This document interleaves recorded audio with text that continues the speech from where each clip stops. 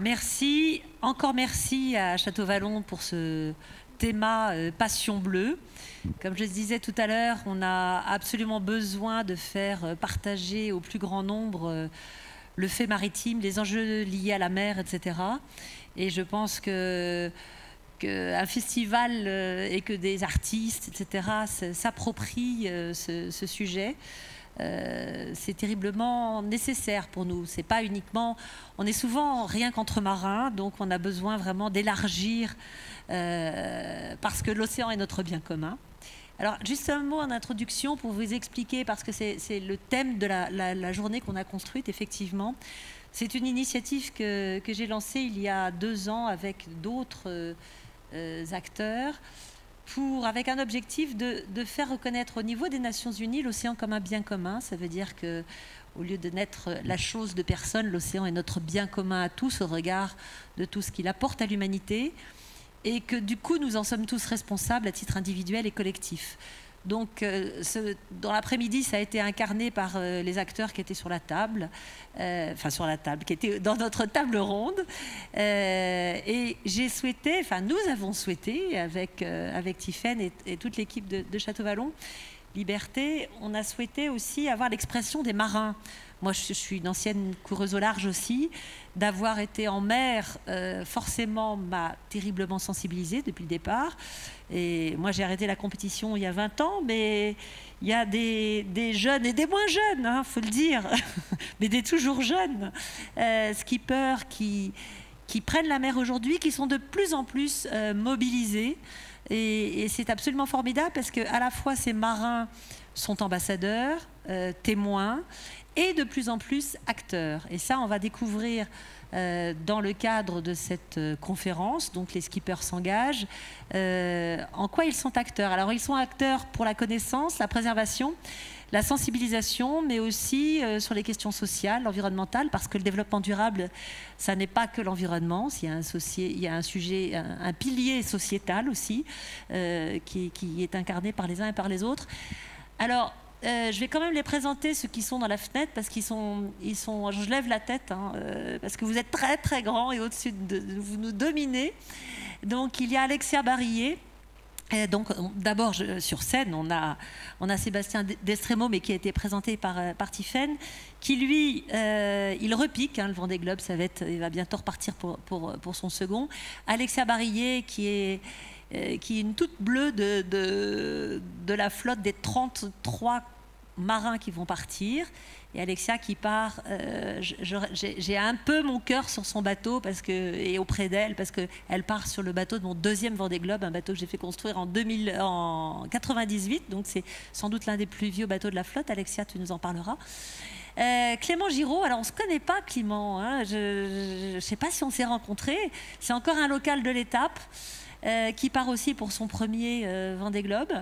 Et puis là-haut, Martin Cramp. Alors lui, il ne part pas sur le Vendée Globe, mais Martin, il coordonne un programme où il participe à la coordination d'un programme de connaissances, on va dire de dissémination d'outils pour collecter de l'information dans les océans. Vous allez comprendre que les marins, ça va naviguer dans des mers où vont pas forcément les océanographes, on n'a pas forcément beaucoup de données. Il nous expliquera tout ça. On va commencer par Sébastien. Je vais faire un petit tour de table sur les marins qui partent, parce que donc on est à J-28. Hein, vous partez le 8 novembre. Et je voudrais savoir d'abord dans quel état d'esprit vous êtes. Et puis d'abord, commencer par toi, Sébastien, parce que pourquoi tu repars, quoi? Bah, j'ai pas compris la première fois, donc j'y retourne. T'as pas compris quoi? Non, je blague. Non, je repars parce que j'ai envie de savoir si j'en suis capable. Pourquoi ça n'a pas suffi? Les combien de 100? Non, pas 200 quand même, t'es gentil. Non, j'ai dit les 100. Non, les 124 jours. 124 jours. Tu sais, moi j'ai mis 140 la première fois. Donc bah tu vois. Pas... non, c'est la première fois, c'est la première fois. C'est savoir si on est capable de monter un projet, parce que le Vendée Globe, il y a 2 choses. Il y a jusqu'au jour du départ, et puis ensuite il y a la course, il y a le Vendée Globe lui-même. Le Vendée Globe, c'est ce qui se voit, et ce qui se voit pas, ça dure 4 ans ou plus. Je ne sais pas ce qui est le plus dur, mais je ne peux pas dire non plus ce qui est le plus simple. Donc faire le Vendée Globe ou préparer le Vendée Globe sont deux aventures. Et quand je dis être capable, enfin savoir si on est capable, moi je ne parle que pour moi, hein. Après Alexia et Clément s'exprimeront peut-être là-dessus, mais la première fois j'ai décidé de faire le Vendée Globe, savoir si j'étais capable de le faire, mais en partant dans l'inconnu total. Et l'inconnu à Toulon, le Vendée Globe, on connaît pas, hein, on connaissait pas. On disait le Vendée Globe en 3 mots, quoi, le Vendée Globe. On savait pas que ça s'appelait le Vendée Globe. Donc on partait de loin et on est parti vraiment d'une feuille blanche. Et on a été capable de le faire en partant dans l'inconnu et puis ensuite en prenant le départ et en partant dans l'inconnu des mers du Sud.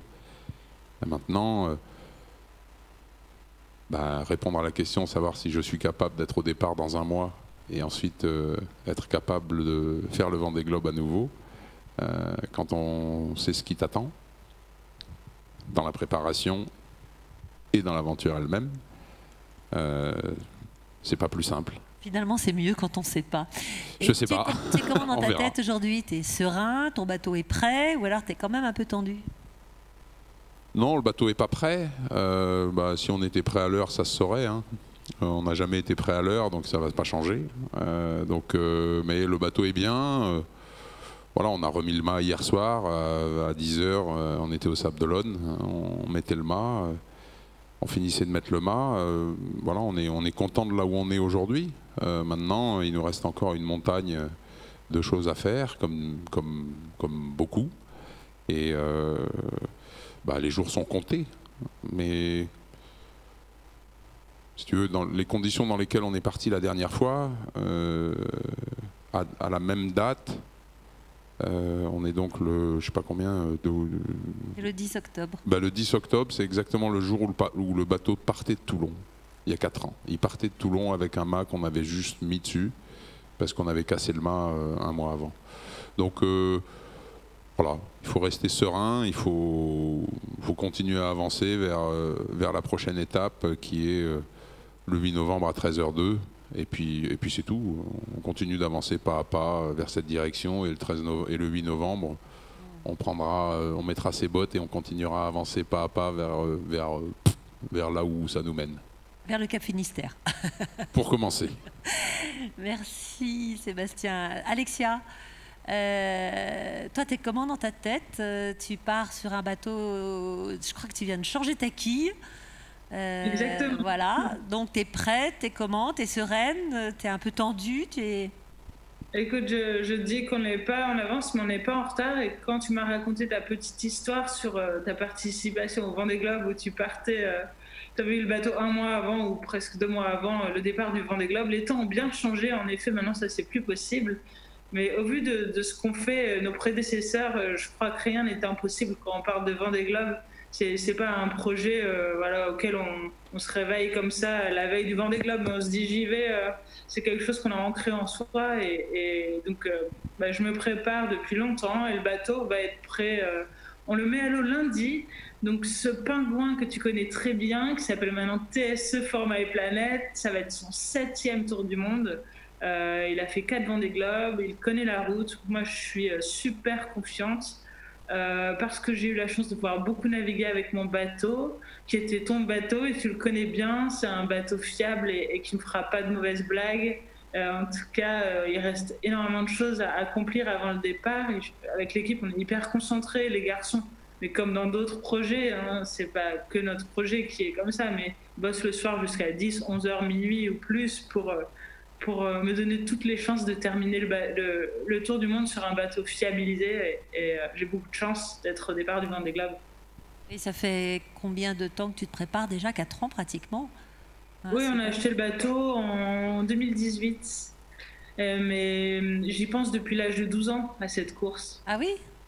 Donc j'ai vu le premier Vendée Globe à la télé et je me suis dit un jour, moi aussi je ferai ça. Et voilà, petit à petit, au fil des expériences, des courses en équipage, en double, en solitaire, j'ai pu construire ce projet, trouver des financements et être là le 8 novembre avec les 32 autres skippers du Vendée. Et le rêve est en marche. Exactement. Merci Alexia. Clément, Giraud, alors, toi tu es plutôt un gars de la régate, non? Bah ouais, à l'initiale, ouais. Attends, à chaque fois, il se coupe ton micro. Je vais remettre mon micro, ça sera plus facile. Ouais, je suis un peu plus issu de la régate ces dernières années, effectivement. J'ai eu la chance de faire la Mini Transat en 2005. J'avais goûté un petit peu au solitaire sur des bateaux que tu connais aussi. Hein. Je crois que la Mini, tu y es passé aussi, Catherine. Et puis j'avais toujours goût d'y revenir. Je ne savais pas comment, mais après c'est plus simple de naviguer en équipage parce que tu as un cadre, tu n'as pas d'argent à réunir, tu n'as rien à... Limite, tu viens, tu navigues, je t'envoie ta facture et tu reviens, quoi. Là, c'est un tout autre monde. Donc c'est pas mal aussi, c'est autre chose. Pour une fois, c'est moi qui suis à la barre, c'est moi qui suis à la tactique. Je fais aussi numéro 1, mais du coup, je suis à tous les postes. Et bon, t'es comment dans la tête et ton bateau est-il prêt? Alors, on a effectué après 1 mois et demi de chantier intense, avec énormément de monde. On a remis le bateau à l'eau semaine dernière, rematé jeudi dernier, et le bateau a fait sa première navigation hier, dans 15 nœuds, avec un peu de houle au large. Et on y retourne tout à l'heure. Je repars cette nuit à 1h, là, 1h du matin, pour une petite navigation encore test. On va en faire... écoute, ça va, on n'a rien cassé sur la nav test. On a passé pas mal en revue tous les systèmes. Voilà, donc non, ça se prépare. Je suis confiant, je suis super confiant. Tous les choix qu'on a pu faire, c'était osé de les faire en 1 mois et demi. Et ils ont l'air d'être payants. Donc écoute, serein. Ton bateau... Avec un bateau qui a été prouvé sur le dernier Vendée et qui me semble être costaud. Voilà. Oui, donc qui a quel âge maintenant? Le bateau, il a 14 ans. Il est né Delta d'Or. C'était un 2007. Et ce qui a fait le tour avec Bureau Vallée, avec Louis Burton sur le dernier Vendée. Oui, en fait, tous les trois, vous avez donc des bateaux d'ancienne génération. Parce qu'il va y avoir des bateaux qui volent encore au départ de ce Vendée Globe. Il y a vraiment un plateau complètement différent. On ne va pas rentrer dans les détails techniques, mais on pourra au fur et à mesure, et vous en aurez peut-être dans vos questions, on va aborder le sujet de l'engagement. Et on va démarrer, Sébastien, avec toi. Toi, tu as un bateau qui s'appelle Merci. Merci. Alors, je me suis demandé comment tu allais l'écrire, MERSEA, parce que j'en connais qui avaient créé ce petit nom. Non, merci, tout simplement. Pourquoi merci? Pour dire merci. Alors, à qui? À quoi? Déjà, c'est bien de dire merci, je trouve. Et puis, la dernière fois, j'avais vraiment ressenti beaucoup de gratitude. En fait, même si c'est dur de faire le Vendée Globe, hein, on est d'accord, c'est un privilège. Et ce privilège, il nous est offert. Il nous est offert par le public qui suit le Vendée Globe, qui s'intéresse à cette épreuve qui est absolument magique, qui va bien au-delà d'une course autour du monde en bateau à voile. En tout cas pour moi. Hein, et j'ai vraiment ressenti cette gratitude envers les personnes qui m'ont permis d'y être. Et ça commence par le public. Et puis après, public, évidemment, s'il y a du public, il y a des journalistes, il y a des sponsors, etc., etc. Et ça en fait un événement aussi colossal que le Vendée Globe. Et voilà, cette gratitude, j'avais envie, et aussi j'ai pu, c'est une chance hein, de pouvoir dire merci. Bon, mais derrière merci, tu développes autre chose aussi. Tu crées le lien. Enfin, explique-nous aussi que toute la démarche que tu. Ouais, non, mais enfin moi voilà, c'est vraiment ça. C'est pour ça que ce nom m'importait. Et puis porter la gratitude autour du monde. Moi, j'avais envie de le faire. J'avais envie de dire merci aux océans, de me laisser passer, aux albatros, de me montrer la route et de dire merci à ceux qui nous regardent. J'avais envie. Et j'ai pu le faire grâce aux partenaires qui m'ont permis de le faire. J'allais dire comment ont-ils réagi et comment s'y retrouvent-ils finalement? eh ben, ils portent... Les messages qu'ils partagent, qu'ils essaient de...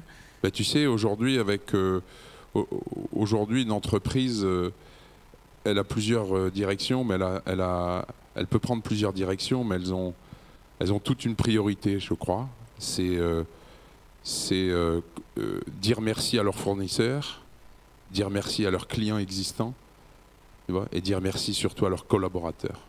On a traversé et on n'en est pas sorti d'une crise sans précédent. Et avant d'aller chercher, en tout cas c'est la logique derrière laquelle nos partenaires sont embarqués. Ouais. C'est avant d'aller chercher des nouveaux clients en s'exposant pour faire de la notoriété, etc. C'est d'abord remercions ceux qui sont là, remercions nos collaborateurs. Et donc ils ont parfaitement intégré cette notion de gratitude et ils se sont mis en retrait pour nous laisser dire merci, tout simplement.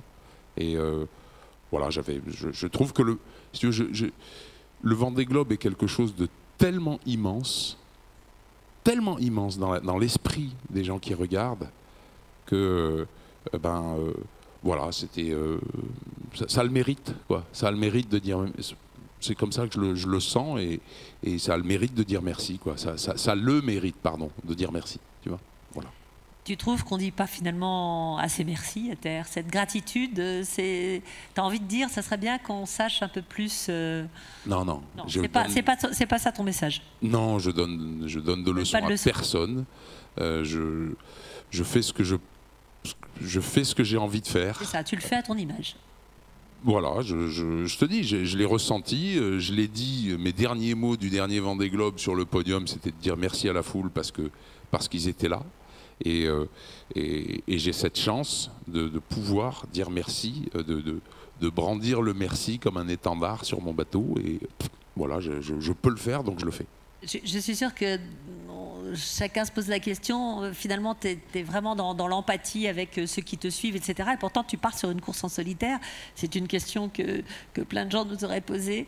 Ça n'a rien de solitaire, le Vendée Globe. On n'est pas solitaire, bien sûr on est seul sur le bateau, mais ça n'a rien de solitaire. On est entouré, on est entouré par une équipe, on est entouré par sa famille, on est entouré par un public, on est entouré par l'événement. Enfin, quand tu es dans les mers du Sud, tu es quand même, seul au monde. Voilà, tu es quand même un peu isolé, quoi. un petit peu. Ouais, écoute, déjà, si on nous laisse passer, ça vaut le coup de dire merci. Voilà, parce que tu sais aussi bien que moi combien c'est dur d'être là-bas. Oui. Et tu peux sortir, quand tu arrives au Horn, en un seul morceau, tu te dis quand même, merci de m'avoir laissé passer. Je te préviens juste d'une chose, parce que moi je dois, surtout à mon premier Vendée Globe, sans doute tout ce que j'ai fait par la suite. Donc fais gaffe, parce que tu pourrais finir député européen. Non. On va faire de la politique, c'est pas forcément une bonne chose. Non mais je plaisante. Toute plaisanterie mise à part. Merci Sébastien. Merci, tu vois, merci. Alexia, toi, depuis le départ, tu as aussi envie de le faire partager. Tu es une fille qui aime bien communiquer. Tu es aussi très sensible aux questions de préservation de l'océan. Qu'est-ce que tu as envie de porter? Quel est le message que tu vas porter pendant ce Vendée? Et quelles sont les actions que tu as déjà menées et que tu vas mener pendant la course? Eh bien, écoute, depuis 2010, avec l'association Format et Planète, je me suis engagée auprès des scientifiques pour leur apporter des données sur l'océan, pour l'observation des océans. Et avec Format et Planète, on partage aussi toutes mes grandes courses et mes aventures en mer avec les plus jeunes. Aujourd'hui, on est suivi par 190 écoles en France et aussi par des enfants qui sont dans des associations défavorisées au Brésil, en Afrique du Sud, à New York. Et en fait, il y a 10 ans, j'arrivais, on était vainqueurs de la maxi transatlantique avec Sojana en équipage. Et en arrivant en Angleterre, j'étais choquée par les déchets dans l'eau.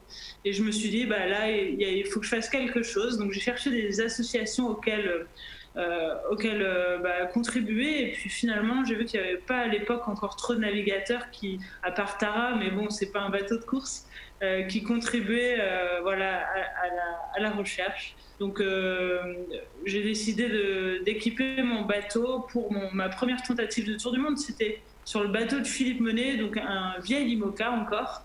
Je suis partie 5 mois, 20 000 milles en solitaire. Et je me suis rendu compte que c'était tout à fait faisable de ramener des données aux scientifiques avec un instrument qui est complètement automatisé. Donc ça n'impacte pas la performance ni du bateau ni du skipper. Et du coup, j'ai reproduit ces expériences à chaque fois que c'était possible sur mes bateaux. Et j'ai également, mais ça Martine, il nous en parlera mieux que ce que je vais faire là tout à l'heure, déployer des flotteurs Argo. C'est des flotteurs qui prennent des données sur l'eau en surface, mais aussi en profondeur, et qui les envoient au satellite tous les 10 jours pendant 3 ans. Donc voilà, ma contribution, c'est pour la science et l'éducation pour préserver l'océan, mon terrain de jeu. Alors, on va s'arrêter avec Martin et avec toi sur justement cet aspect-là de la collecte de données. Tu voulais nous montrer une petite vidéo éventuellement pour, voilà, pour illustrer, et après Martin va nous en dire un petit peu plus parce que vous êtes... Attends, peut-être avant de l'envoyer, juste Martin, sur les 33 concurrents du Vendée Globe, 14 sont équipés de balises qu'on va découvrir. Pourquoi ? Parce que les scientifiques ont besoin de données et parce que les skippers du Vendée Globe vont dans des endroits où il y a peu de bateaux. Et donc, en travaillant avec les bateaux du Vendée Globe, on peut aller dans des zones où il y a très peu de navires de recherche et surtout pas de bateaux de commerce. Donc, c'est un moyen fantastique pour boucher les trous, en fait. D'accord. Écoute, et d'abord, merci pour l'invitation et merci aussi aux skippers. Je veux dire merci aussi beaucoup parce que c'est un sujet, je travaille dessus depuis 12 ans et on arrive finalement là où ça devient vraiment important. Tu vas nous en reparler. Alexia, tu nous envoies ta vidéo ? Allez, c'est parti. Je partage mon écran. Donc tu l'arrêtes avant l'intervention des scientifiques. Vous me faites signe. Bonjour, je m'appelle Alan Oura, j'ai 27 ans et je suis le skipper d'un IMOCA, un bateau de 60 pieds qui s'appelle La Fabrique. Je suis Alexia Barrier, skipper de l'IMOCA For My Planet. Skipper and captain of the beautiful IMOCA race yacht Malizia. Ari Husala from Finland, taking part of for Vendée Globe. Giancarlo Pedote, skipper de l'IMOCA Prismian Group. Je me prépare pour le Vendée Globe 2020, une énorme aventure humaine et sportive. You know, this crazy French race, sailing not only non-stop, but also alone around the world. Eh bien écoutez, dans cette période tout à fait étrange, on est confiné à cause d'un méchant virus. Je voulais vous parler aujourd'hui du travail que nous faisons en tant que navigateurs avec les scientifiques, avec l'aide de l'UNESCO pour la préservation des océans. Avec la classe IMOCA, nous sommes des témoins des problèmes auxquels font face les océans et la nature. The ocean has become my home. J'ai eu la chance, ou du moins la malchance, depuis un certain nombre d'années, de voir des choses terribles, que ce soit des bâches qui flottent ou alors des machines à laver qui flottent. Des plaques d'hydrocarbures à cause des bateaux qui dégazent en mer, du plastique. On peut assister notamment à la propagation des glaces liées au réchauffement climatique, à des pollutions plastiques, à des pollutions chimiques, à la disparition de cétacés. And we can see out there, we can see the ocean changing. All of us IMOCA skippers are helping preserve and save oceans. We partnered up with IOC UNESCO so that we, the skipper of IMOCA, we can help science during the Vendée Globe race to better understand the changing ocean.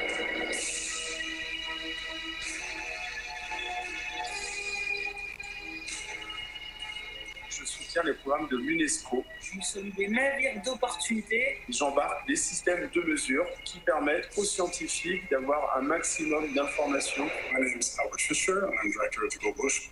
Voilà, ensuite j'ai arrêté la vidéo à l'endroit où les scientifiques vont parler parce que Martine va nous expliquer tout ça parfaitement. Ouais, alors Martine, est-ce que tu peux nous parler de ce programme et nous expliquer l'intérêt que représente la contribution des scientifiques? Je ne vois plus Martine. Je vais essayer à faire ça. Donc, voilà. d'avant, peut-être je suis aussi marin de formation, mais aussi ingénieur.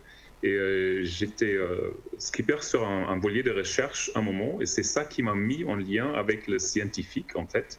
Et j'ai rapidement compris qu'il y a des courses autour du globe qui vont dans des zones où il y a peu de moyens pour la collecte des données.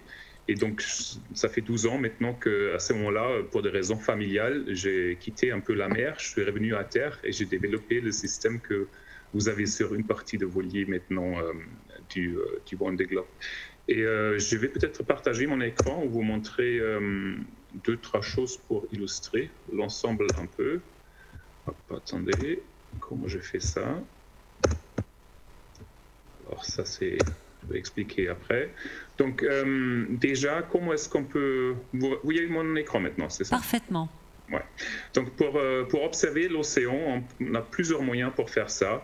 Soit on embarque un capteur sur un navire, soit on a des bouées ancrées, des bouées dérivantes, des flotteurs qui planchent dans la colonne d'eau. On peut aussi mettre un capteur sur un mammifère marin, par exemple. Donc il y a plein de moyens. Il y a bien évidemment aussi le satellite, mais le satellite, il peut voir que la surface de l'océan. Et un satellite, il faut aussi le calibrer régulièrement. Et les différents systèmes sont implémentés par, disons, 30 pays autour du monde. Donc, il y a toujours un programme national. En France, vous connaissez tous Météo France pour la partie atmosphérique. Et pour l'océan, il y a notamment l'IFREMER. Et pour coordonner les différents efforts nationaux, pour en faire un grand réseau international, il y a donc 2 agences des Nations Unies qui s'en occupent. Pour l'océan, c'est donc la Commission océanographique intergouvernementale de l'UNESCO. Et pour la partie atmosphère, c'est l'Organisation météorologique mondiale basée à Genève qui s'occupe de cette coordination internationale. Et moi, je travaille donc dans ce centre qui fait l'ensemble, qui s'appelle OceanOps, qui est hébergé ici à Brest par l'IFREMER. Donc, maintenant, vous voyez donc les différents instruments qu'on peut avoir. Et environ 8000 de ces systèmes sont actuellement en mer. Et là, c'est quelque chose que je vais expliquer au début. Vous voyez bien sur cette carte du monde, en fait, c'est une projection qui s'appelle Spillhouse, qu'il n'y a vraiment qu'un océan. Et on voit très bien le terrain du jeu du Vendée Globe sur cette carte. Et c'est important à comprendre. Quand on voit une carte normale, on a toujours cette impression qu'il y a de l'Atlantique, il y a l'Indien, il y a le Pacifique. Mais en réalité, c'est vraiment une grande surface de mer. Et ce qu'on voit sur cette carte, c'est tous les petits points là. C'est donc les instruments comme Alexia a déjà montré, flotteur Argo. Sur les lignes rouges, on a une fois tous les 10 ans un navire de recherche. Donc ça ne fait pas beaucoup de données. Et maintenant, là, dans l'hémisphère sud, autour de l'Arctique, c'est vraiment très, très, très compliqué, là où on n'a pas les autres navires, de mettre au moins ces systèmes autonomes, le bouée dérivante, vous avez vu sur le bateau de Stéphane ou de Boris, qui ont déployé ces bouées, ou Alex est avec le flotteur. Donc c'est très difficile à trouver des moyens pour mettre ces instruments en mer. Et là, avec le Vendée Globe, on est donc bien parti sur un partenariat qui est fantastique parce qu'au même temps, ça permet aussi de parler de ces problèmes, changement climatique, etc., à travers une course. Et ça, c'est pour le grand public quand même beaucoup plus intéressant que juste une publication scientifique. Alors, Martin, je pense que... soit tu laisses la carte, soit tu reviens. Il faut bien comprendre, pour ceux qui te regardent, qui t'entendent, que ces données-là sont absolument essentielles pour arriver pour les scientifiques, pour mesurer les changements climatiques. Enfin, tu viens de le dire, mais on a notamment relevé le réchauffement de l'océan en profondeur. Et en fin de compte, jusque-là, on explorait très très peu l'océan. Il y a quand même une question qu'on se pose quand on voit la carte, qui est un peu effrayante. On se dit, quelle pollution, hein? Puis quand on voyait les skippers jeter les balises à la mer, on se dit... alors, ça peut, bien évidemment, sur la carte, c'est des gros points sur des... est-ce que... Comment vous gérez ça, vous les scientifiques? Donc, attends, je me demande si je n'ai pas une jolie photo sur ça. En fait, sur chaque balise, il y a un grand autocollant avec, en gros, notre numéro de téléphone ici du bureau à Brest. Si l'instrument termine sur une plage, sur un filet d'un pêcheur, on nous appelle et nous organisons à ces moments-là la récupération de l'instrument. Il y avait des papiers qui ont mis en évidence que l'impact de tout ça sur l'environnement est vraiment tout petit. Et si on compare, par exemple, si on se casse un bras, on va aller à l'hôpital et on va faire une radio. Mais on sait bien que ce n'est pas bien pour la santé une radio, mais c'est le prix à payer pour améliorer la santé. Et c'est pareil avec l'océan. On a vraiment besoin de ces instruments pour aider l'océan. Et en même temps, même si on aurait les moyens financiers pour envoyer un bateau pour récupérer tous les instruments, l'impact environnemental serait beaucoup plus grave que laisser une partie de ces instruments en mer. Tu avais une autre question? Est-ce que oui, tu peux revenir. Tu m'as demandé une autre question. Ah oui, au niveau est-ce que ça fait peur? Donc moi, étant aussi marin, quand je vois une carte comme ça, je me demande est-ce que je peux faire un tour du monde sans casser un safran, un foil, etc. Donc la majorité de ces points sont quand même de flotteurs Argo, et je crois que j'ai une illustration juste là. Donc le flotteur, la majorité du temps, le flotteur est en profondeur. Donc un flotteur, il plonge à 1000 mètres le premier jour, il dérive 9 jours, après il descend à 2000 mètres, il revient en surface et à ces moments-là, il envoie ses données et à 20 minutes, hop, il est replongé. Donc il y en a 4000 actuellement en mer, mais aucun skipper va voyer pendant le Vendée Globe un de ces instruments, juste au moment du déploiement peut-être. Et sur l'autre question qui a demandé qu'est-ce qu'on fait avec ces données, il faut peut-être voir 3 choses. Ça sert, oui, bien évidemment, pour la recherche changement climatique, mais ça sert aussi à moyen terme, donc les phénomènes comme la Niña ou El Niño, où on a des grandes sécheresses ou des inondations. Ça, c'est quelque chose qu'on fait aussi avec ces données. Donc à ce moment-là, l'impact sur l'humanité est beaucoup plus proche. Et même pour demain, les prévisions météo, si on n'aurait pas ces bouées dérivantes dans l'hémisphère sud, oui, on peut toujours, un météorologue va toujours faire une prévision pour les coureurs, mais la qualité du bulletin serait vraiment beaucoup plus mauvais. Donc c'est aussi gagnante pour les navigateurs à ces moments-là, parce qu'une bouée qui était mise à l'eau à midi, un skipper va télécharger son grip 6 heures peut-être plus tard, et après 6 heures, les premières données de cette bouée-là étaient déjà prises en compte. Merci Martin. Tu peux revenir à l'écran. On aura certainement des questions dans la salle qui t'intéresseront, qui te concerneront. Je voudrais passer à Clément Giraud. Alors on va peut-être quitter... Clément, tu n'as pas de balise, toi. Hein? Toi, tu as eu envie de t'engager aussi. En fait, bien sûr, j'ai suivi au sein de la classe tous les engagements de beaucoup de skippers. Nécessairement, ça me touche en tant que marin. Pris un peu par le temps ces derniers mois, j'ai pas pu me concentrer sur ce volet-là du projet. Je pense que Martin a bien compris le message et qu'on a encore un mois pour faire quelque chose. Non, je me suis concentré un petit peu sur autre chose. C'est sûr que j'ai pas dans mon projet mis en avant l'environnement. Je crois que c'est quelque chose qui est vraiment ancré. J'y viendrai certainement, mais quand on en parle dans les écoles, nécessairement ça vient assez naturellement, puisqu'il faut qu'on préserve notre environnement. Là où je suis j'aimerais dans le futur travailler un petit peu plus, ça serait plus les engagements, mais dans les années et sur une certaine continuité sur ce type de projet, c'est ce qui se passe à terre. Ce qui me dérange vraiment, moi, c'est les chantiers, en fait. C'est la façon dont on gère les chantiers de ces bateaux. C'est des bateaux qui naviguent peu, finalement, par rapport au temps où ils sont en chantier et par rapport à leur vie chantier. Et je pense que là, on a beaucoup de travail. Ça se situe aussi en amont. Comment consommer moins de plastique en termes dans les chantiers, comment recycler un peu plus les peintures. Voilà, c'est plus ce qui m'intéresserait plus, moi, c'est le volet chantier point 2, la V.2, un peu le chantier exceptionnel, parce que c'est là finalement où nous on a de l'impact. En tant que coureur, on a vraiment de l'impact là. Même si cette année, on a vraiment, et dans la préparation du bateau, on a vraiment cherché à avoir des circuits les plus courts possibles. Ça veut dire travailler avec des voiliers qui sont très près de chez soi, travailler avec des gens qui sont près de chez soi. On a essayé de le faire. c'est pas toujours évident, mais voilà. En tout cas, chapeau Alexia, parce que c'est vrai que tu en parles depuis un moment, tu te bats pour ça depuis un moment, et c'est bel exemple. Clément, tu peux évoquer le travail qui est mené en ce moment au sein de la classe avec la vague. Tu en fais partie, tu participes aux réflexions. Moi, j'en fais pas partie officiellement. La vague, c'est vraiment, la façon dont j'ai eu un rapport, ça a été assez simple. Ça a été des discussions sur le quai. Et toi, tu fais comment pour ci, et toi, tu fais comment pour ça. On essaie c'est plus une mutualisation, un état d'esprit.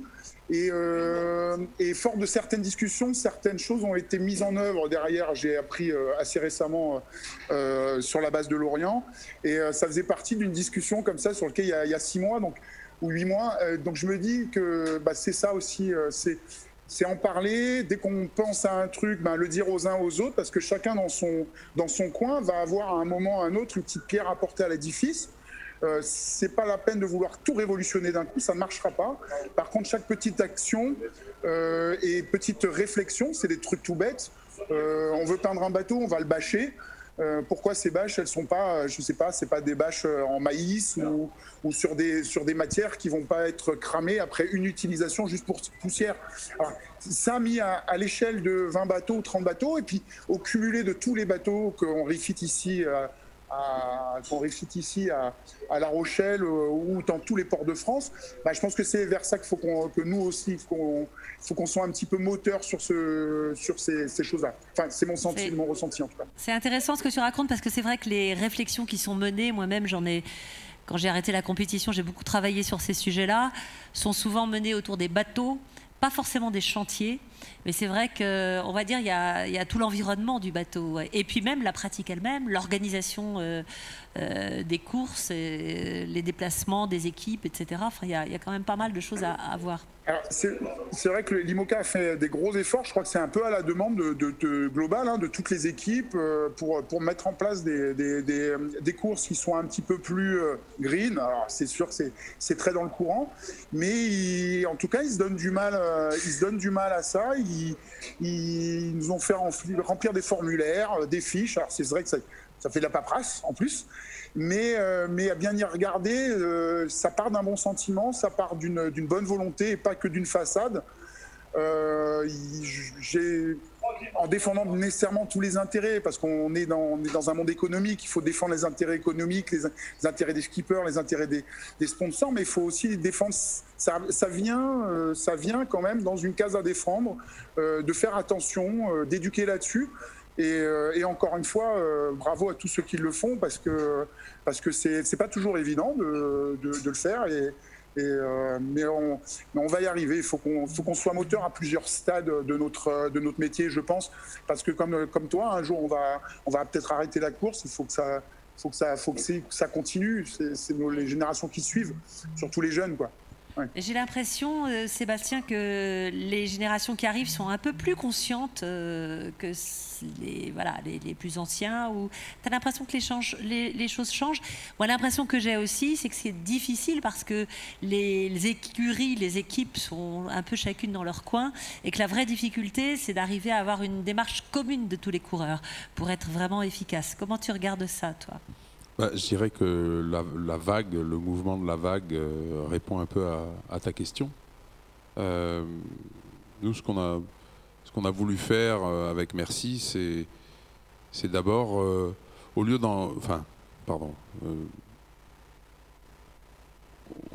on a fait calculer par un organisme officiel combien l'empreinte carbone du projet allait peser. Alors, il y a des incertitudes dans ces calculs. On peut toujours dire qu'on a oublié une virgule ici ou un truc là. Mais ce calcul qui a été fait par la société EcoAct est arrivé à un résultat, que sur 2 ans, ça va peser 89 tonnes de carbone, notre Vendée Globe. Et pourtant, on fait le Vendée Globe à la voile. Et nous, on est une toute petite équipe. On est 2. Une voiture, tu vois, donc on est vraiment... Il y a déjà le bateau lui-même, la coque est en carbone, mais finalement, c'est pas ce qui impacte le plus. L'impact carbone vient plutôt de la pratique, non ? Oui, et puis c'est comme le disait Clément, quoi, quand tu fais un chantier, il y a des peintures, il y a des plastiques, il Quand tu fais des kilomètres de voiture pour aller chercher quelque chose, peu importe. Donc voilà, le résultat du projet Merci sur le Vendée Globe sur les 2 ans et demi de la campagne, c'est 89 tonnes de CO2. Et donc on compense à 100% ces 89 tonnes de carbone, toujours avec EcoAct. Parce que moi, je voulais absolument qu'on soit... alors, neutre en carbone, c'est faux de dire ça. De toute façon, faire 0 carbone, il faut être mort pour ça. Hein. À partir du moment où on commence à respirer, on produit du carbone. Mais quand même, au lieu de simplement brandir des pancartes et dire attention, alertons, etc., moi, j'ai préféré qu'à notre toute petite échelle de Merci, on fasse quelque chose et qui est de dire voilà, notre Vendée Globe, ça sera un impact 0 sur la planète, enfin un impact 0. Il y aura un coût, mais il sera compensé. Voilà, c'est ce qu'on a voulu faire. Il y en a d'autres qui font autre chose, et c'est très bien. Hein, et donc ta question, c'était surtout, je crois que la vague va beaucoup dans cette direction aussi, hein, puisqu'ils étudient la possibilité de mesurer l'empreinte carbone d'une épreuve et essayer de la diminuer. L'IMOCA aussi travaille là-dessus, tout le monde travaille là-dessus, mais à notre toute petite échelle de ces 3 projets, parce que ce n'est pas des gros projets qu'on a là, hein, Clément, Alexia et le nôtre, ce n'est pas les gros calibres. À notre petite échelle, on fait quelque chose, on essaye de limiter la casse au maximum, on la compense, on fait des études scientifiques, voilà, on essaye de participer un petit peu. Maintenant, la classe IMOCA, comme l'a dit très justement Clément, c'est un groupe de personnes, de nombreuses personnes, avec des intérêts qui ne sont pas tous les mêmes, des ambitions qui ne sont pas toutes les mêmes. Et donc, il y en a qui tirent le truc vraiment vers le haut, d'autres qui essayent de limiter au maximum. Voilà, il y a des intérêts qui sont convergents sur certains sujets.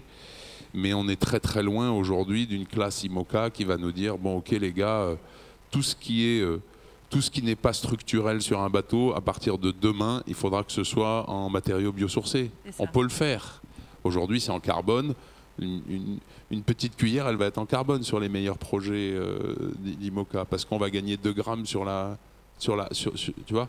Donc on n'en est pas encore là parce que c'est très difficile de manier tous ces objectifs qui sont plus ou moins différents, mais on va y arriver. Ouais, ce qui me semble important, parce que c'est vrai que moi j'ai pas mal travaillé aussi sur ces sujets-là, c'est d'avoir effectivement une approche globale, parce qu'il ne faut pas forcément non plus jeter le carbone à l'eau, hein, enfin si je peux me permettre l'expression.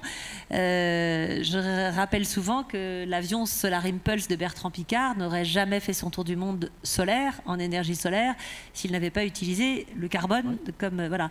La problématique est la fin de vie de ces matériaux, et il y a effectivement beaucoup de travail à faire. Et moi je vous invite, hier j'ai eu la chance, j'étais à Marseille avec les équipes de V2E, donc c'est une démarche pour des régates durables. Et il y a un ingénieur de centrale de Marseille, hein, je crois, qui a fait une étude sur les régates durables. Et je pense qu'effectivement, on sera beaucoup plus fort et on accélérera quand il y aura eu vraiment une volonté, enfin un cadre qui sera donné aussi par les organisateurs de courses, enfin, et par les classes. Donc ça c'est... Je rebondis juste sur ce que tu viens de dire. Tu parlais de fin de vie de nos bateaux, et c'est vrai que c'est un vrai sujet. C'est un vrai sujet, la fin de vie. Mais avant de parler de fin de vie... Avant de parler de fin de vie, vous avez tous les 3 des bateaux qui sont recyclés déjà, hein, c'est génial. Ils en sont déjà à leur 7e Vendée Globe pour celui d'Alexia. Record du monde, hein, je peux se dire, le pingouin. Mais tu vois, j'ai été obligé de changer de bateau pour ce Vendée Globe, pour des histoires de règlement, de contraintes. Mon ancien bateau a été rendu obsolète par un changement de règlement. Donc il a fallu que je change de bateau. Et j'ai la chance que cet ancien bateau ait été non pas juste utilisé pour faire n'importe quoi d'autre, mais ce bateau il a été reconverti en cargo à voile. Donc il va aller, c'est un bateau qui va transporter des épices et qui va aller faire des voyages au Brésil, un peu partout pour aller chercher des épices. Il va mettre des conteneurs à bord? Non, il va mettre des sacs d'épices, il va aller jusqu'à 4 tonnes d'épices. Ah oui, qui la frette le bateau? Le bateau, il s'appelle Terre Exotique. C'est une boîte qui fait de l'import d'épices et ils vont monter un projet à l'intérieur de leur boîte pour commencer à ramener des épices. Et donc ce bateau-là, maintenant, alors on n'est pas, tu vois, c'est pas, on n'en est pas à la fin de vie du bateau, mais déjà, si on peut nous préoccuper de la reconversion de nos bateaux et que, bah voilà, là j'étais coincé, moi ça m'embêtait vraiment de changer de bateau pour changer de bateau, parce que changer de bateau, c'est comme nous qui changeons de téléviseur tous les ans, il faut arrêter avec ça. La planète, elle dit assez. Bon, bah là, on l'a reconverti en cargo à voile. Bon, c'est pas mal. C'est mieux que rien. Voilà. Absolument. On verra à la fin de la conférence une reconversion possible. J'ai envie de dire que vous êtes aussi les skippers, ambassadeurs, observateurs, témoins, etc., mais aussi prescripteurs. Et vous avez tous des partenaires, voire plusieurs partenaires. Vous les embarquez dans cette démarche. Alexia, là, tu as bouclé finalement enfin ton budget avec un nouveau partenaire. C'est important pour eux? Au contraire, il faut arriver à les convaincre? Comment ça se passe? À vrai dire, on n'a pas tout à fait bouclé, mais bon, ça c'est une autre histoire. Mais en tout cas, on a un partenaire. Donc, s'il y en a dans la salle, on peut lancer des appels alors. Ouais, il y a encore de la place sur la coque. Ça va être la surprise de dernière minute. Et néanmoins, nos partenaires, j'aurais toujours proposé de laisser plus de place pour leur logo et moins de place pour le logo de l'association Format et Planète. C'est un exemple. Et ils m'ont toujours dit, si on est avec toi, c'est aussi pour les valeurs que tu portes et qui sont des valeurs communes avec nos sociétés, alors que ce soit la préservation de l'océan, on parle aussi de l'éducation, de la mixité. Et les entreprises aujourd'hui, elles sont vraiment attachées. Et je pense qu'elles n'ont pas le choix maintenant d'évoluer, pas uniquement sur de la compétitivité, mais aussi de la combativité dans des secteurs sociétals et environnementaux, si elles ne veulent pas disparaître complètement, parce que les jeunes aujourd'hui, on le voit bien avec les jeunes unis pour le climat, c'est donc les futurs consommateurs, ont d'autres préoccupations que uniquement la finance et l'argent. Et donc, je trouve ça absolument génial de pouvoir être associé à des sociétés qui sont intéressées par les combats que l'on mène. Oui, super. Et Clément, les tiens? On s'est retrouvés surtout sur des valeurs un peu de résilience et de combativité. C'est exactement ce que tu disais, Alex. Hein. Ils voient nos parcours, hein, il ne faut pas croire, on est mis un peu en avant et par moments il y a des connexions qui se font sur des valeurs assez simples. Ils se voient à travers ce que tu fais et nous c'est ce qui s'est passé en fait. On était regardés sans s'en apercevoir et la façon dont on a su rebondir sur certaines épreuves, ils y sont retrouvés. En plus, moi j'ai en plus de sponsors complètement différents sur deux domaines complètement différents. La compagnie du Bic a déjà été sponsor du Vendée Globe en 2016 et donc ils connaissaient l'histoire, qui savaient exactement ce qu'ils venaient chercher et qui avaient prévu de pas y retourner en fait.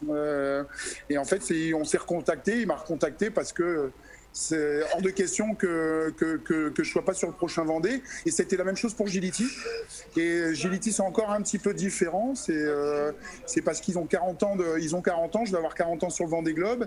Et c'est des passionnés. Ils avaient besoin de 109 puisqu'ils deviennent Gility après 40 ans de. Excusez-moi, ça chante à côté de moi. Tu es dans un café là, à La Rochelle? Ouais, je suis au Gabu, comme d'hab. Ah, t'es au Gabu. Voilà. C'est la maison pour Internet à La Rochelle. Et du coup, Gility, qui pareil, travaille sur du data center et tout ce qui est maintenance et sécurité de data center. Donc, qui a vraiment aussi son importance dans l'impact environnemental. Ils sont très conscients de ça. Eux, justement, sont dans la résilience des systèmes pour essayer de ne pas nécessairement développer des nouveaux systèmes qui vont être très gourmands, mais plutôt de conserver des choses déjà qu'on maîtrise avec de la pièce de rechange qui existe, avec tout un réseau pour aller très vite, pour justement entretenir des choses qui fonctionnent. Et en plus, bien sûr, d'avoir de l'IT, enfin d'avoir de la recherche pour aller plus loin, ça nécessairement, il faut de la compétitivité à ce niveau-là. Mais par contre, ils sont aussi dans cette forme de résilience. Donc c'est sur ces valeurs-là qu'on s'est retrouvés un petit peu avec les deux partenaires principaux, et sans compter avec tous les partenaires de cœur qui suivent l'histoire de près depuis le début et avec qui on se rencontre sur d'autres aspects très humains et très sociétaux, on va dire, voilà, simplement d'aller prendre la mer et d'être un peu ambassadeur de ces petites entreprises ou ces petites associations avec qui on a eu un simple contact. Des fois, tu le sais, vous le savez très bien, hein, Catherine, et Sébastien et Alexia, c'est juste des fois de rencontrer les gens, ça crée une connexion et derrière, on s'entretient un petit peu de temps en temps, on s'appelle, on se voit et ça suffit à être suivi. Et donc, il y a aussi ça, il ne faut pas les oublier parce qu'ils sont très importants, mais des fois, c'est être un tourneur-fraiseur qui te donne 2 heures de machine pour te faire la pièce ou te réajuster une pièce. Ça va être quelqu'un qui fait un voyage pour toi avec des voiles dans le sac, Alex, ou dans le camion. Enfin, ça va être des choses simplement, mais c'est ce qu'il faut aussi qu'on développe. Moi, je pense que c'est un peu ce partage commun là et ce que tu disais aussi, Seb, sur la vague et ce qui est en train de se faire, et ce qui se fait au sein de la classe. Il faut savoir qu'au sein de la classe, on a un WhatsApp commun. Et dès qu'il y en a un qui fait un trajet ou qui a besoin de faire un trajet, il le met. Et souvent, on trouve preneur sur un trajet. Alors pour nous, dans le Sud, c'est plus compliqué. Mais La Rochelle-Lorient, La Rochelle-Brest, il y en a tout le temps. Et c'est vrai qu'une grande partie des WhatsApp qu'on reçoit, c'est pour trouver pour ne pas impacter encore plus. Il y a une voiture qui va, c'est le covoiturage de matériel. Donc voilà. Bon, j'ai dit beaucoup de choses là. À vous. Ouais, mais c'est super, c'est super. Franchement, je pense que le public, enfin tous ceux qui vous écoutent, comprennent que le Vendée Globe, c'est vrai qu'il y a des marins qui vont vivre leur rêve autour de la planète, et c'est avant tout une épreuve sportive. Hein, dans un mois, vous serez quand même plongé aussi sur la partie vraiment sportive du sujet. Mais malgré tout, c'est une aventure, tu l'as dit Sébastien, il y a quelque chose d'extraordinaire qui se passe pendant les 4 ans qui précèdent, et ça c'est pas forcément visible du public. Toi tu es partenaire, et après je vais passer la parole aux questions. Que le bateau s'appelle Merci, ça leur convient bien, voilà, Bah ouais, ils seraient pas là autrement. Hein. Oui, j'imagine qu'ils seraient pas là, mais est-ce que du coup ça les amène à se bouger, pardonnez-moi, à aller plus loin dans leur propre métier? Est-ce que ça les fait évoluer dans leur propre métier? Alors ça, je sais pas. Non, ça, je sais. Non, ça dépend de quoi on parle. Si on parle d'écologie, nous, on a notre démarche écologique dont on a parlé tout à l'heure. Maintenant, le merci et la gratitude, c'est autre chose. La gratitude, c'est pour eux, comme je l'ai déjà dit, surtout d'abord, en premier lieu, dire merci à leurs collaborateurs. D'abord. Et puis ensuite leurs fournisseurs et leurs clients. C'est pas forcément commun. En tout cas, jusqu'à présent, si tu veux, t'essayais toujours d'aller chercher plus de clients. C'est un peu nouveau de dire attends, je vais essayer de protéger ce que j'ai avec la crise qu'on est en train de traverser. C'est important pour un entrepreneur de conserver ce qu'il a. Et conserver ce qu'il a, c'est ses ressources. Et ses ressources, ce sont ses fournisseurs, ses clients et ses collaborateurs. Donc c'est vraiment là, derrière ça, tu vois, qu'ils se positionnent nos partenaires. Et le public d'ailleurs, hein, le public aussi qui se met derrière. C'est sûr que ça interpelle un bateau qui s'appelle Merci.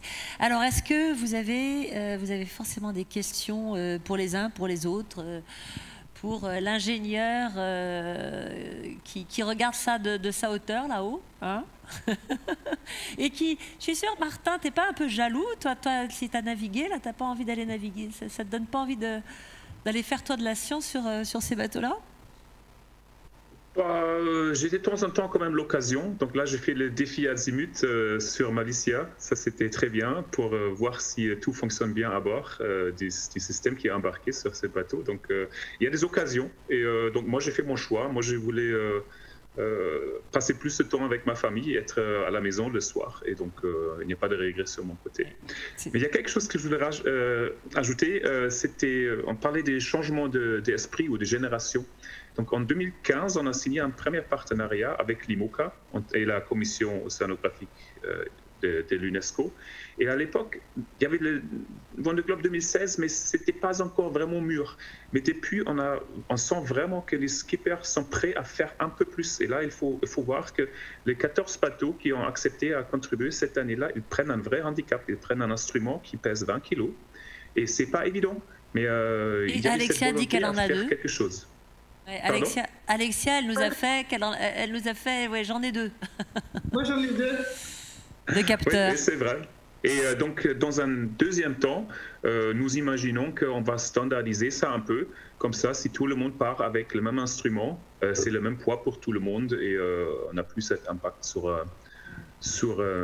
la compétition. Et toi, je crois, personnellement, Catherine, tu étais mûre très tôt. Si je ne me trompe pas, toi, tu as déployé un premier capteur en mer déjà dans les années 90, même en mini, c'est pas ça?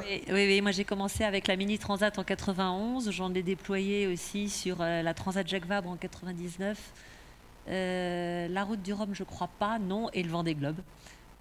Sur mes 2 Vendée Globe. Mais effectivement, en 91, ça avait commencé avec des plus petites balises.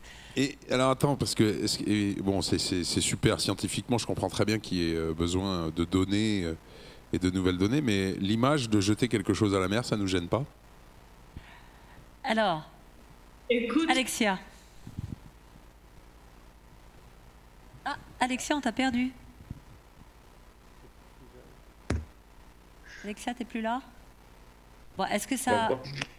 Pardon, ça a coupé. Vas-y. Oui, qu'on remette le focus sur ce qui se passe aussi dans le ciel et qui est beaucoup plus grave en termes de pollution que nos quelques milliers de bouées qu'on met à l'eau qui permettent de faire des prévisions, d'éviter de prévoir des catastrophes naturelles, des catastrophes climatiques et donc par ailleurs des pollutions qui pourraient être beaucoup plus graves si on n'arrivait pas à anticiper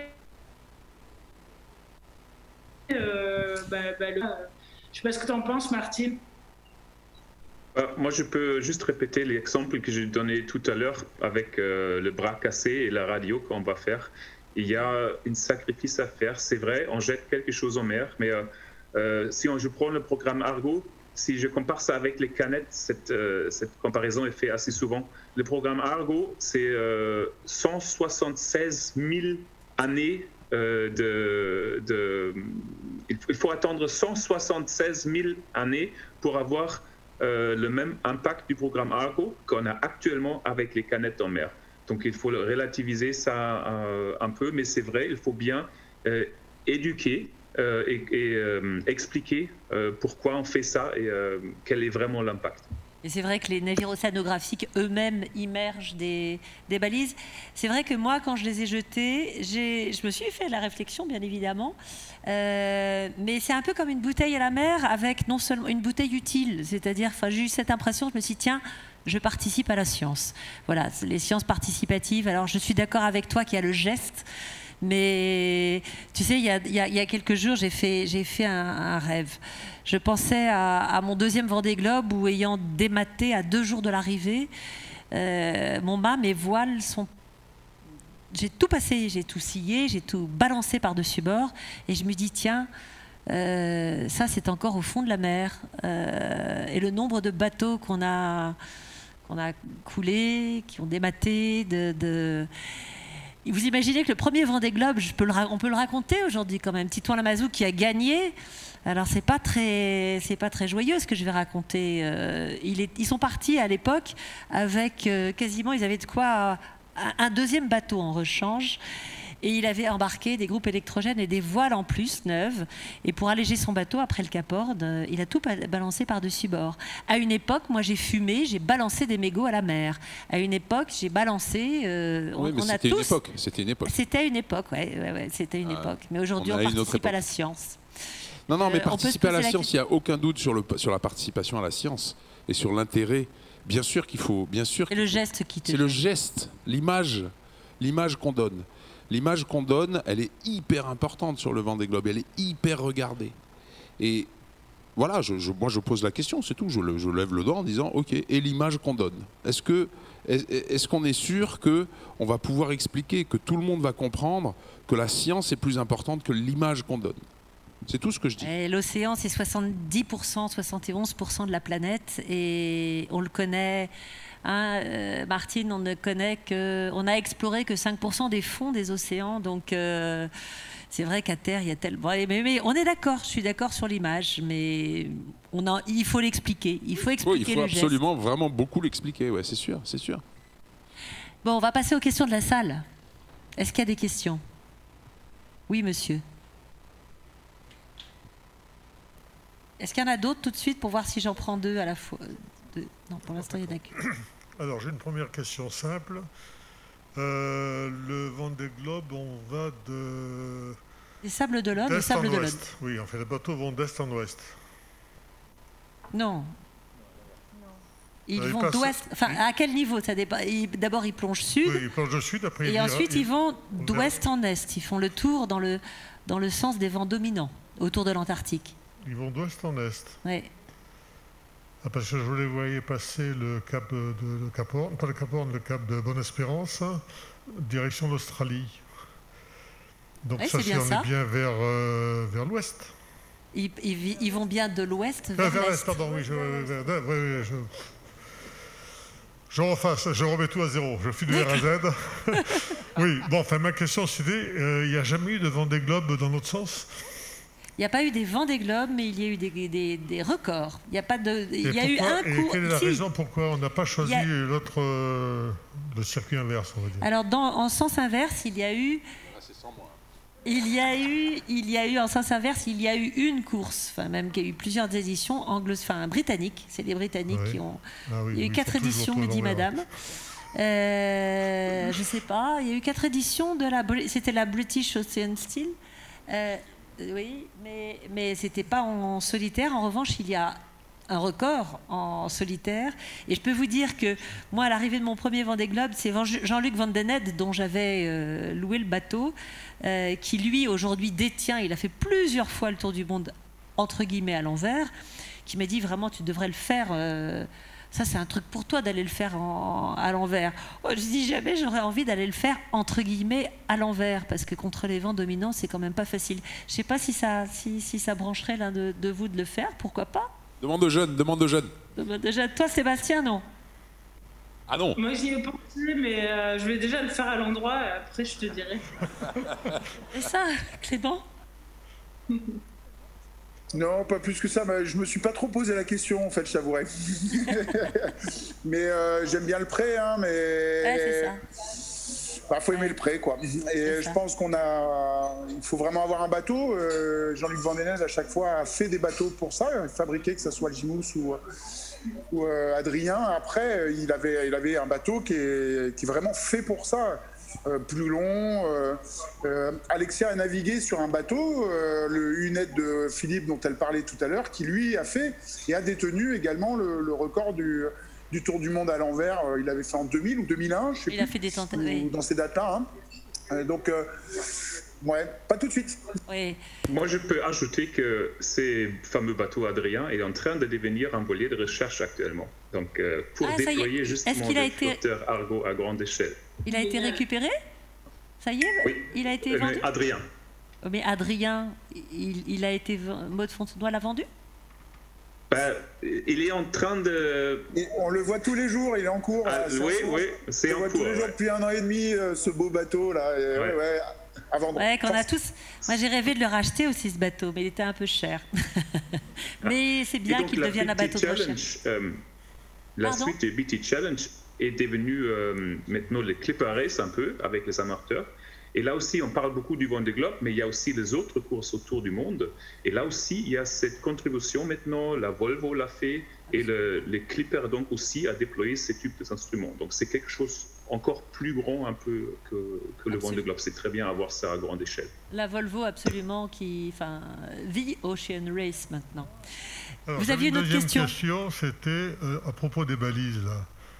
Toutes les balises coulent une fois qu'elles ont terminé leur vie?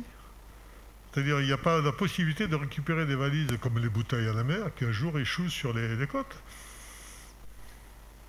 Donc il y a un autocollant sur les instruments et au moment où un instrument termine sur une plage, on organise la récupération. Il y avait une vraie recherche scientifique justement sur les sujets si l'impact environnemental est si important que ça vaut le coup d'aller les récupérer. Et la réponse était non.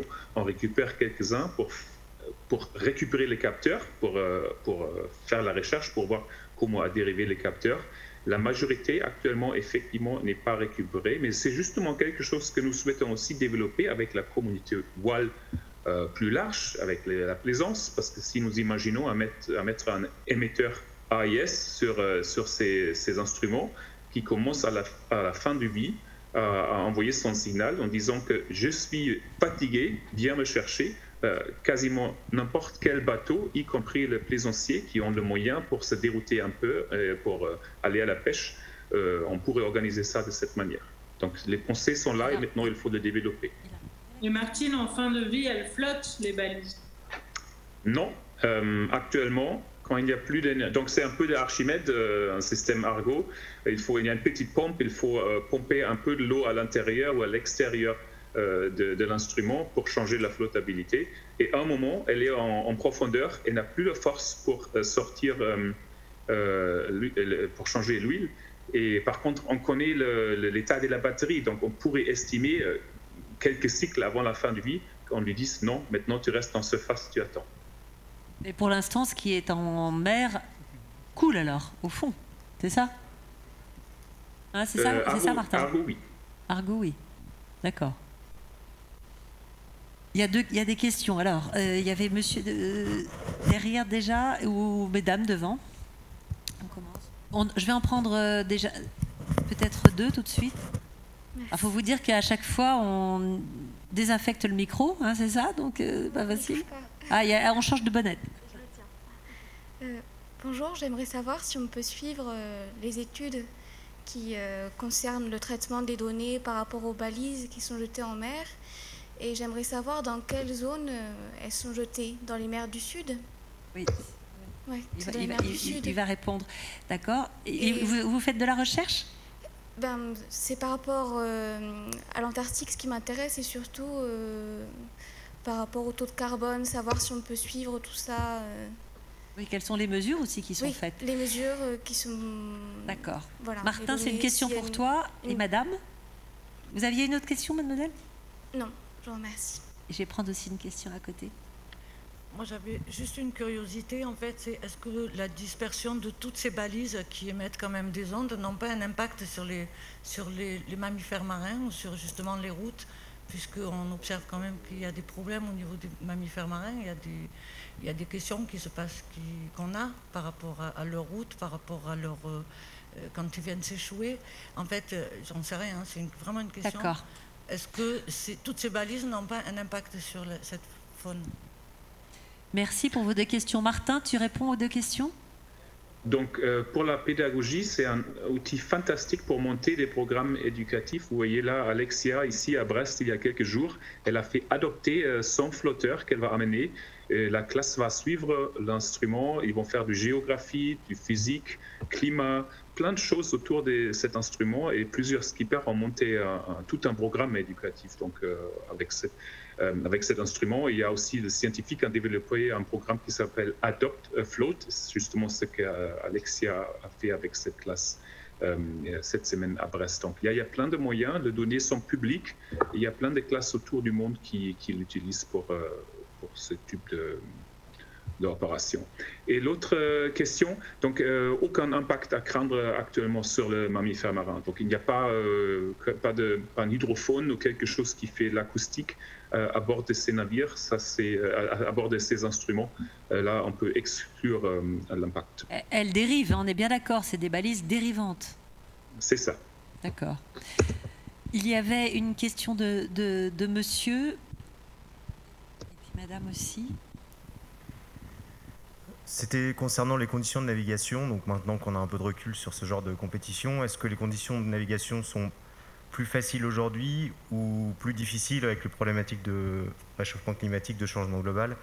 Est-ce qu'on a des événements extrêmes qui peuvent se produire sur des échelles de temps, peut-être sur 12 heures, des changements de météo extrêmement brutaux qu'on ne voyait pas il y a 20 ans? Enfin, voilà. Une très bonne question. On va peut-être répondre à cette question, ça vous laissera le temps d'aller vers...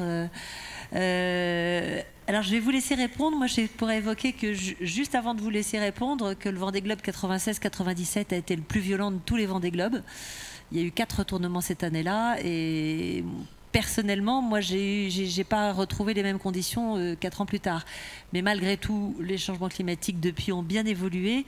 Alors par qui on commence? Peut-être toi, Martin, d'abord, ou alors en termes de, je sais pas ce que disent dans vos formations, parce que Il faut vous dire que tous, là, ils ont suivi des formations dans plein de domaines avant de partir. Je pense qu'ils pourraient... C'est un autre sujet, mais ils pourraient en témoigner. Donc, qui est-ce qui démarre? Martin, tu dis un mot dessus, peut-être? Ce qui a certainement changé un peu, c'est la situation avec la glace. Donc, le tour du monde devient de plus en plus long parce qu'il faut mettre le porte pour éviter la glace. On a l'impression de plus en plus vers le nord. Après, personnellement, je trouve, il y a 20 ans, quand on voulait par exemple aller aux Antilles, on avait une période assez claire à quel moment on n'y va pas pour éviter le cyclone. Et là, on va quand même à un changement. Ça, c'est des règles, effectivement. Mais ça, c'est plutôt mon avis de navigateur que de coordinateur de ce type d'instruments. Là, je crois Alexia et Clément, etc. vont peut-être avoir plus à dire. Tu veux dire que les choses ont changé parce qu'il y a la période, on va dire, des cyclones s'est étendue dans la saison. Elle est plus tôt au mois d'août, elle est plus tard, c'est ça ce que tu veux dire? Oui, avant, on disait, si je pars mi-novembre des Canaries, je suis... rien va m'arriver. Mais moi, j'ai fait 2 transats et puis où on avait des cyclones encore très tard. Et on a l'impression que moi, j'ai l'impression que c'est vraiment en train de changer. Oui, je suis assez d'accord. Qu'est-ce qui veut ajouter quelque chose, Alexia? Un petit commentaire sur les glaces, par exemple. En tout cas, on a eu un briefing avec un spécialiste des glaces avec la direction de course il n'y a pas très longtemps. Et je veux dire, entre guillemets, on a de la chance. Il y avait eu des détachements de morceaux de 130 km qui se sont baladés, notamment en Atlantique Nord, mais ce n'est pas sur notre parcours. Et sur le parcours, a priori, cette année, les satellites n'observent pas de gros glaçons. Alors, le satellite ne voit pas les icebergs ou growlers qui font moins de 100 mètres. C'est quand même assez gros, hein. Mais ceux de plus de 100 mètres, a priori, on ne serait pas amené à en rencontrer. Ça peut encore évoluer, évidemment. Et je laisse peut-être répondre Clément ou Sébastien sur les phénomènes météo plus violents qu'on pourrait rencontrer. Clément ? Moi, j'ai pas trop, je t'avouerai, d'avis sur la chose. N'y étant pas allé il y a 10 ans, 5 ans, 2 ans, donc à différents moments. Après, on reste quand même des gens qui traversons des phénomènes. Je pense qu'à certains endroits, tu arrives 2 jours après ou tu passes des fois 5 heures après au même endroit. Ça peut être le pire que tu aies jamais vu. Moi, le seul petit recul que j'ai, c'est un peu des informations, effectivement, au niveau Albatros, tout ça, dans le Grand Sud, par des potes qui y ont été plusieurs fois sur des tours du monde. Apparemment, eux, ils voient des changements. Alors,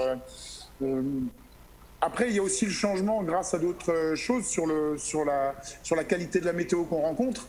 Donc peut-être est-ce que la violence des changements n'est pas palliée par une qualité de météo? Je pense que si, mais voilà, pas plus d'avis que ça. Avant de te laisser la parole, juste une chose, c'est que les Vendée Globe aujourd'hui passent beaucoup plus nord que les premiers Vendée Globe, puisque aujourd'hui il y a des portes pour éviter justement les glaces. Alors selon les années, elles sont plus ou moins hautes, mais je crois que le dernier Vendée Globe, Sébastien, elles étaient relativement... Les portes étaient très, très au nord, donc les conditions météo rencontrées sont plus tout à fait les mêmes, indépendamment, bien évidemment, du phénomène de changement climatique. Toi, tu veux... Non, le seul moyen d'avoir une réponse à ça, c'est qu'il faudrait que tu y retournes. Il faudrait que j'y retourne. 25 ans après, comme ça, tu pourras nous dire. C'est ça. Parce que nous, on n'a pas de recul. C'est ça. Moi, c'était il y a 4 ans. C'est ça. Mais les portes des glaces, d'abord, ce ne sont plus des portes, ce sont des zones. C'est une zone, il n'y a plus de portes. Et donc, cette zone, est-ce qu'elle était plus nord la dernière fois? Je ne peux pas te dire, mais c'est vrai que par rapport au précédent Vendée Globe, vous alliez beaucoup plus sud que nous. Vous aviez le droit d'aller n'importe où. Oui, et donc, vous alliez... il n'y avait pas de porte. Pour mon premier, il n'y avait pas de porte. Vous alliez vous balader au milieu des glaçons, donc, parce que le chemin était plus court. Les premiers allaient encore plus au sud, puisqu'avec le même bateau, Jean-Luc Van Den Heede il était dans les 60e. Et lui, il a vu vraiment des icebergs et des growlers. Moi, sur mon premier, j'en ai pas vu. Mais bon, pour d'autres raisons, on a eu des tempêtes très violentes. Il y a 4 bateaux qui se sont retournés en 96 et un marin qui n'est pas revenu. Mais malgré tout, il y a plus de glace qui se détache de l'Antarctique. Oui, bah forcément. Voilà, c'est vraiment un constat des scientifiques. Oui, forcément, Hein? c'est sûr. Il y avait une autre question de madame, qui est là maintenant. Oui, bonjour, merci de prendre le temps de nous répondre déjà. Et moi, je voulais parler un petit peu technique. En fait, le Vendée Globe, c'est un peu la Formule 1, si on compare ça aux voitures. Et j'imagine que ça permet aussi d'améliorer les conditions les constructions des bateaux qu'on utilise au quotidien. Donc je voulais savoir quelles étaient les améliorations techniques qu'il y a pu avoir entre les anciens Vendée Globe qui ont été reprises dans les bateaux du quotidien. Et la deuxième question, c'est par rapport toujours à l'environnement. Il y a de l'électronique dans vos bateaux.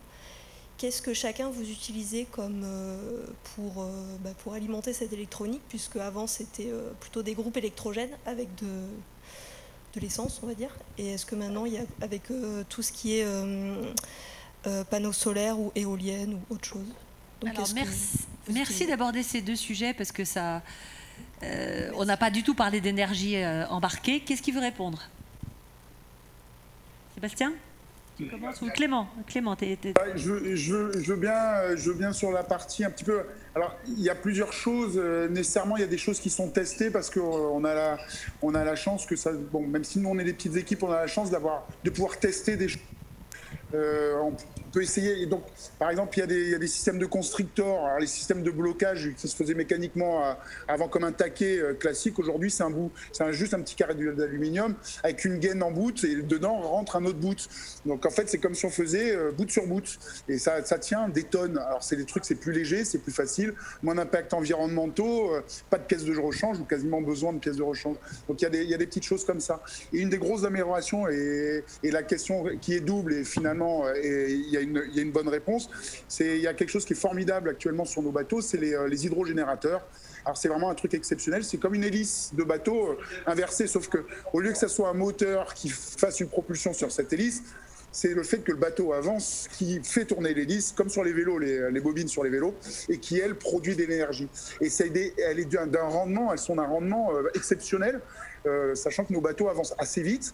Et on est, alors ça parlera peut-être à certains techniciens, mais on est sur des consommations, des productions qui sont de l'ordre de 15 ampères, voire bien au-delà, des moyennes de 14-15 ampères heure, sachant que le bateau consomme en moyenne 8 ampères heure, avec tout allumé dessus.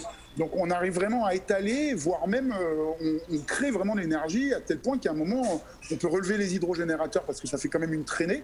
Ça ralentit quand même un petit peu le bateau. Mais ça, pour moi, c'est vraiment assez exceptionnel. Les panneaux solaires, bien sûr, on les a. Et après, on a toujours tout de suite des piles au lithium avec des systèmes de gestion pour des questions de poids et de fiabilité de charge et de décharge par rapport à du plomb.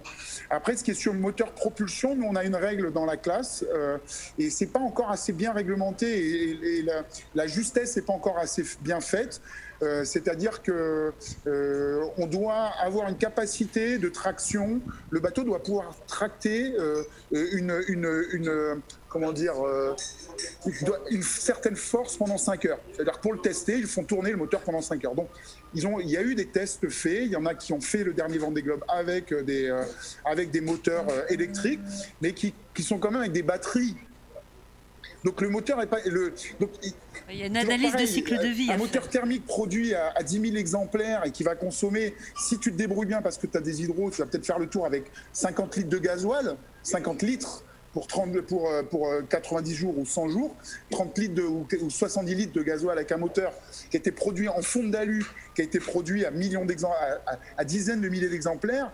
Est-ce qu'il vaut mieux ça ou un système avec 30 batteries au lithium de très grande capacité quand on sait où il faut chercher le lithium et de quelle manière les process et qu'est-ce qu'on va en faire après. Donc, oui, merci. Ces questions-là sont nécessairement dans la balance. On a nécessairement on aimerait avoir le juste mot, la juste réflexion là-dessus. Je ne sais pas si quelqu'un là qui la donne, moi je n'arrive pas à trouver. Non, mais il faut avoir une approche systémique. On va devoir nous s'arrêter là. Tu voulais compléter juste, Sébastien, sur le sujet? Parce que on peut, ça fait longtemps, mais c'est pas que les bateaux du Vendée Globe hein, qui permettent des... Il y a un laboratoire, la course qu'évoquait Clément tout à l'heure, la Mini Transat, le premier laboratoire de la course au large. Et il y a énormément d'innovations qui sont d'abord nées sur ces petits bateaux qui font 6,50 m, qui sont finalement les mêmes que les gros du Vendée Globe, mais en taille réduite. Et on peut, par exemple, l'enroulement filamentaire a été inventé par Yves Parlier sur la Mini Transat en 85, je crois, et bien d'autres, effectivement, les hydrogénérateurs, les foils qui sont... Alors, les hydrogénérateurs, aujourd'hui, les foilers, comme expliquait Fabrice Amédéo, c'est que ceux qui vont partir sur le Vendée Globe avec des foils, les hydrogénérateurs, ils sont plus beaucoup dans l'eau, donc on remet des éoliennes sur les bateaux. Sébastien, je te laisse... Quelqu'un a un regret dans la vidéo là-haut quelqu'un a un regret, parce que je vais pas vous redonner la parole, sauf si vous avez un regret de quelque chose une chose que vous n'auriez pas dite. Clément, je sens que, avant que je laisse Sébastien conclure. Remercier, étant du coin, remercier nécessairement le Théâtre Liberté, Château-Vallon et TPM, puisqu'ils sont sur la coque et sur les voiles du bateau. Je porte les couleurs de l'organisation et encore une fois, merci d'avoir participé à cette belle aventure et merci de ce soir nous avoir donné la possibilité de nous exprimer. C'est tout. Bon, bah, du coup, un mot à chacun. Alors, Alexia, rapidement. Oui, évidemment, c'est toujours un plaisir et un honneur de pouvoir témoigner de ce qu'on vit en mer. Alors, merci pour ce moment partagé et pour tes questions, Catherine, et à l'organisateur. Et puis, à très bientôt au Sable d'Olonne, en live ou en virtuel, pour ceux qui n'auront pas la chance d'être sur le site. Génial. Martin? Pareil, merci d'avoir eu l'occasion de participer aujourd'hui et merci aux skippers de nous aider dans cette démarche assez importante quand même, je trouve. Merci. Bon, merci à tous les trois là-haut. Et Sébastien, alors, conclusion. Non, bah déjà, merci à toi, Catherine, de nous avoir invités et de faciliter cette rencontre. Et puis, moi, j'ai juste envie de dire que c'est génial. Non, c'est vrai, c'est génial. La dernière fois, j'étais tout seul, petit Toulonnais, au départ du Vendée Globe, et cette fois, on est trois. On est trois de la région sud. Et ça, quatre avec Boris. Parce que oui, Boris, on le met un peu dans le sud. Allez, on va le mettre dans le sud aussi, alors. On va le mettre dans le sud. Mais enfin, bon. Et ça, c'est quand même génial, parce que c'est grâce au Théâtre Liberté, c'est grâce à vous, c'est grâce à tout le monde que ça peut se passer. Et si aujourd'hui on est 3,5, 4, non 4, je rigole. Mais c'est vachement important, quoi, parce que faire le Vendée Globe, ça parle à tout le monde. Et si on peut développer encore, continuer grâce à Clément, grâce à Alexia, développer cette voile qui va permettre à faire passer plein de messages, qui va aider à faire passer plein de messages et développer la voile dans le sud, eh ben go, quoi, go. Et ça, c'est bien. Super. Bien, écoutez, moi je vous remercie. On va boucler avec une petite vidéo. Je crois qu'il faut qu'on coupe la liaison Zoom pour la vidéo finale, Max. Juste avant de couper, oui, je voulais juste préciser une chose. Je me mets là pour que vous me voyez aussi. Juste préciser une chose, on parlait de Boris Herman qui devait être avec nous aussi ce soir. Bon, il se trouve que dans le calendrier complexe de la préparation du Vendée Globe, il devait être en mer finalement aujourd'hui. Voilà, première chose. Et deuxième chose, comme je vous entends me dire que vous nous dites à tous que vous êtes heureux de ce temps d'échange avec le public toulonnais, on serait heureux de pouvoir mettre en place un système pour vous suivre toutes les semaines à l'occasion des projections de films que l'on fait le mercredi, pour qu'avant ces projections de films, il y a un temps avec chacun de vous pour raconter vos aventures en mer pendant cet incroyable Vendée Globe. Donc rendez-vous pris, on verra si techniquement on y arrive, mais... Génial. Voilà. Ah, super, bravo. C'était tout. Bravo. Max, est-ce qu'on peut diffuser la vidéo ou on est obligé de couper le Zoom?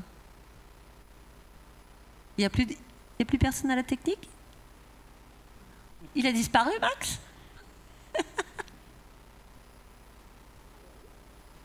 Il est passé où? Ah, c'est extraordinaire, on a perdu notre technicien. C'est excellent. Ah, c'est formidable. Bon, en tous les cas, moi, je vous souhaitais bon vent. Je ne sais pas, je serais peut-être sur... voilà. Si je serais sur... normalement, je suis sur les pontons au départ, mais pas sûr. Max, tu es là? Oui. Est-ce qu'on est obligé de couper le zoom pour envoyer la vidéo? Est-ce que eux vont la voir? C'est une bonne question. Je pense que non, c'est pas les vidéos qui sont là, hein, c'est celles du début. Hein. C'est pas les capteurs. Non. Voilà. Parce que j'aimerais bien qu'ils la voient aussi. Il y a 2 bateaux sur cette vidéo. Il y a mon ancien IMOCA. Donc on recycle les bateaux. Un monde en commun.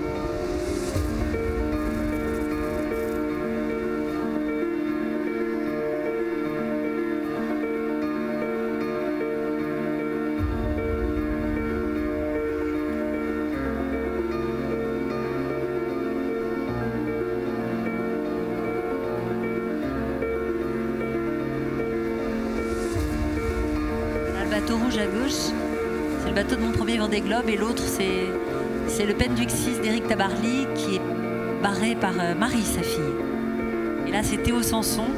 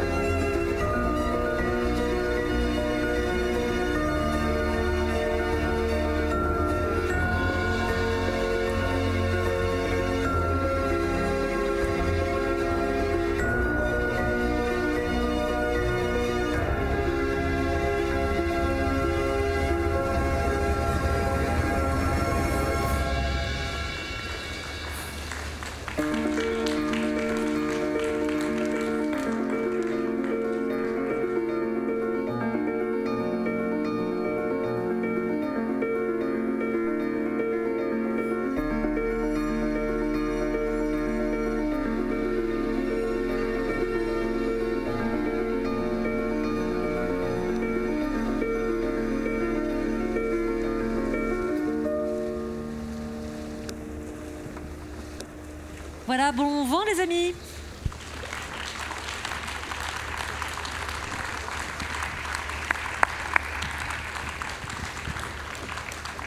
Je ne sais pas s'ils sont toujours en ligne, mais voilà, bon vent.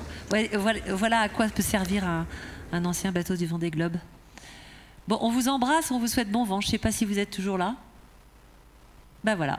Ah, on ne voit pas la vidéo. Vous pouvez nous mettre la caméra dessus. Ah, bah dommage. Bon, ben, Alexia, je te la passerai, je te l'enverrai. Merci à vous. Et puis bonne soirée. Et puis on se retrouve, j'imagine, hein, pour... c'est quelle heure? C'est 20h, 20h30 20h30. Merci. Et merci Sébastien, bon vent à toi.